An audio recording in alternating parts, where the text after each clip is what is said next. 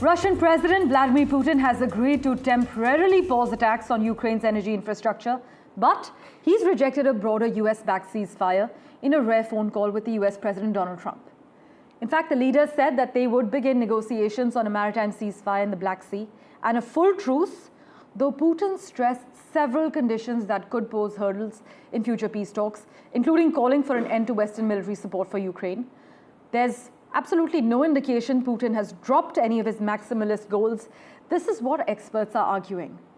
By the way, you must note that shortly after the call, Russian drones reportedly targeted Kyiv and other Ukrainian cities as well.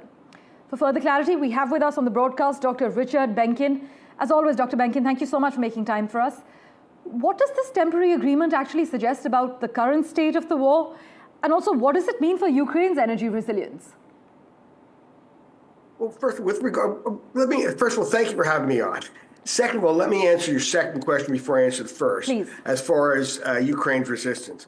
Let's remember that conflicts end in one of two ways, either through one side imposing its will militarily on the other, or through a negotiated settlement. I don't think there's anyone who believes that Ukraine would be able to impose its military will on Russia, which means that this agreement will end in either a Russian military victory or a negotiated settlement.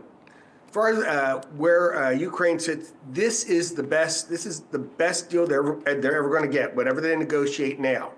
And I think what we're seeing, if you think back to the dust-up in the White House between President Trump and President Zelensky, I think we're seeing that, in fact, the relationship is not as rocky as it appeared in public, that, in fact, there are ways that President Putin can aggravate the situation as well as President Zelensky. And it's going to be up to President Trump to find a way to bring these two sides together. And I think, to use his phrase that he used during the Zelensky meeting, he does have all the cards. He has ways to make life very difficult for both parties, or he has ways to help both parties make life really terrific for their own people.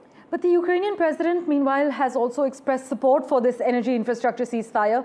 Dr. Benkin, what does this then tell us about Ukraine's strategy moving forward? I'm sorry, I couldn't quite hear. I'm saying that Zelensky has already expressed support for the energy infrastructure ceasefire. So what does this indicate about Ukraine's strategy going forward? Thank you. And again, my apologies. Well, I think, again, Ukraine is going to have to recognize that it's only going to be able to do so much, no matter what President Putin or Russia does. For instance, we know that the Russian territory Ukraine had previously seized during the war is now down to something like 50 kilometers. Right. It's shrinking. And I think for the best thing for the people of Ukraine is for there to be that negotiated settlement. However, an important part of that settlement has to be those security concerns, which are going to run smack dab against those maximalist demands, as you characterize them, of President Putin. He's going to have to get some sort of security guarantees, whether militarily or with the presence of U.S. companies in Ukraine. And he's not. I cannot imagine Ukrainians agreeing to totally disarm. Absolutely. So, yeah. Well, let's wait and watch how this unfolds, Dr. Benkin. We will, of course, revert to you for regular updates. But thanks so much for joining us.